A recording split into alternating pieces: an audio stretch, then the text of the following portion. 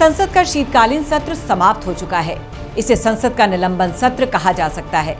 इस सत्र में 13 दिसंबर के बाद 146 सांसद निलंबित हुए हैं, जो भारत के संसदीय इतिहास का रिकॉर्ड है। संसद के शीतकालीन सत्र या कहें निलंबन सत्र में देश को क्या मिला, आइए आपको बताते हैं। श्रेष्ठ भारत पर आप देख रहे हैं सियासी नुक्ता विद मुक्ता। नमस्कार, आपके साथ मैं हूं मुक्ता सिंह। हमारे बीच में देश के लोकप्रिय नेता, सर्वमान्य नेता आदरणीय राहुल गांधी जी पहुंच गए। जोरदार तालियों से आदरणीय राहुल गांधी जी का मंच पर आप स्वागत करेंगे। विपक्षी सांसदों के निलंबन के विरोध में इंडिया गठबंधन प्रदर्शन कर रहा है। दिल्ली के जंतर मंतर पर विपक्ष के सांसदों ने जोरदार प्रदर्शन किया, सरकार के खिलाफ नारेबाजी भी की। कुछ दिन पहले पार्लियामेंट हाउस में 2-3 युवा जंप करके अंदर आ गए। जंप करते हुए हम सब ने देखा। अंदर आए, थोड़ा धुआं फैलाया, बीजेपी के सांसद सब भाग लिए। वो अलग बात है।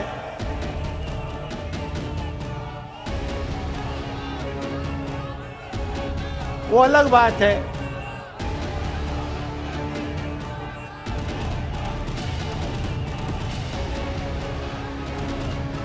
जो अपने आप को देशभक्त कहते हैं, हवा निकल गई उनकी।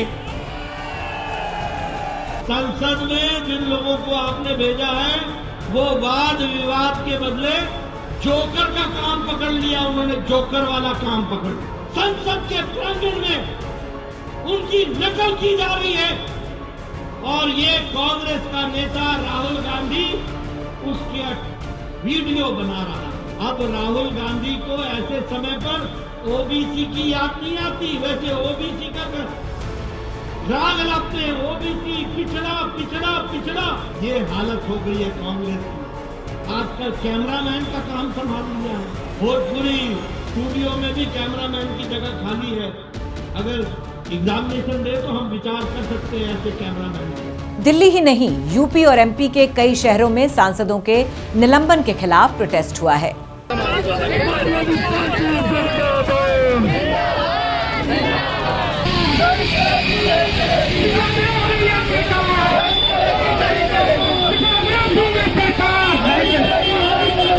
डेढ़ 150 के करीब पार्लियामेंट मेंबर का सस्पेंशन कभी सुना नहीं इतिहास में।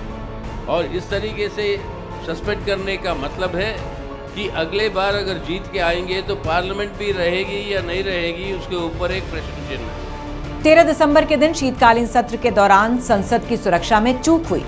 2 युवक संसद में कूद गए और इस मामले ने पूरे देश को झकझोर कर रख दिया।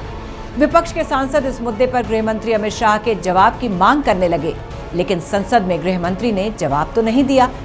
इस मामले पर सदन में हंगामा हुआ तो विपक्ष के 146 सांसद सस्पेंड कर दिए गए। करीब करीब पूरा विपक्ष संसद से बाहर हो गया तो सरकार ने इस सत्र में 3 अहम बिल पास करा लिए। राज्यसभा में 3 क्रिमिनल लॉ बिल पास हुए। ये तीनों बिल लोकसभा से पहले ही पास हो चुके हैं। अब इन्हें मंजूरी के लिए राष्ट्रपति के पास भेजा जाएगा। उनकी मंजूरी मिलते ही ये तीनों बिल कानून बन जाएंगे। इन 3 बिल में भारतीय दंड संहिता में कई बदलाव किए गए हैं। मसलन नाबालिग से रेप के दोषी को उम्र कैद या फांसी होगी। पहले रेप की धारा 375 और 376 थी, अब 63 और 69 होगी। पहले हत्या की धारा 302 थी, अब 101 होगी। हिट एंड रन केस में 10 साल की सजा होगी और मॉब लिंचिंग के दोषी को फांसी होगी। 3 क्रिमिनल लॉ बिल के अलावा सरकार ने टेलीकॉम बिल 2023 को भी विपक्षी सांसदों की गैर मौजूदगी में लोकसभा से पास करा लिया है। टेलीकॉम बिल कई मायनों में अहम है। अब 5G स्पेक्ट्रम की नीलामी होगी या नहीं, ये सरकार पर निर्भर है। इस बिल में ये भी प्रावधान किया गया है कि किसी भी टेलीकॉम कंपनी को सरकार राष्ट्रीय सुरक्षा के मद्देनजर अपने कब्जे में ले सकती है।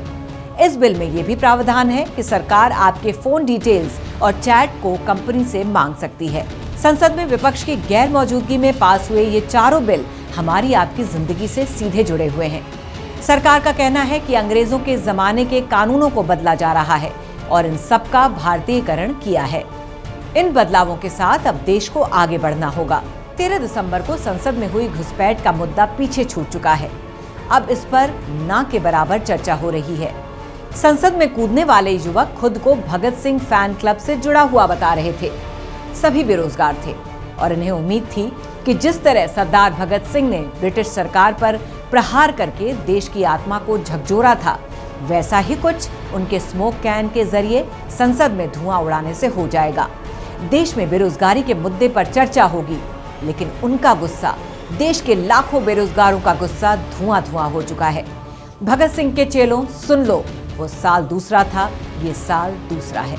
बेरोजगारी का मुद्दा स्मोक कैन की तरह ही धुआं हो गया। न संसद में बेरोजगारी पर कोई चर्चा हुई और न ही देश में ये मुद्दा बन सका। उल्टे इस मुद्दे पर संसद में हंगामा हुआ तो सरकार ने विपक्ष के 146 सांसदों को निलंबित कर दिया। विपक्ष के सांसद उपराष्ट्रपति जगदीप धनखड़ की मिमिक्री करने लगे। ये जरूर बड़ा मुद्दा बन गया। धनखड़ साहब इसे जाटों के अपमान से जोड़ने लगे तो प्रधानमंत्री ने खुद कहा कि उनका तो पिछले 20 साल से ऐसा अपमान हो रहा है। 13 दिसंबर को संसद में घुसपैठ के बाद अब संसद भवन की सुरक्षा और सख्त कर दी गई है। संसद की सुरक्षा की जिम्मेदारी केंद्रीय औद्योगिक सुरक्षा बल यानी CISF को सौंप दी गई है। फिलहाल CISF के पास एटॉमिक, दिल्ली मेट्रो, एयरपोर्ट और एरोस्पेस से जुड़े संस्थानों समेत कई इमारतों की सिक्योरिटी की जिम्मेदारी है। CISF के साथ parliament security service, Delhi police और पार्लियामेंट ड्यूटी ग्रुप भी संसद की सुरक्षा में शामिल रहेंगे।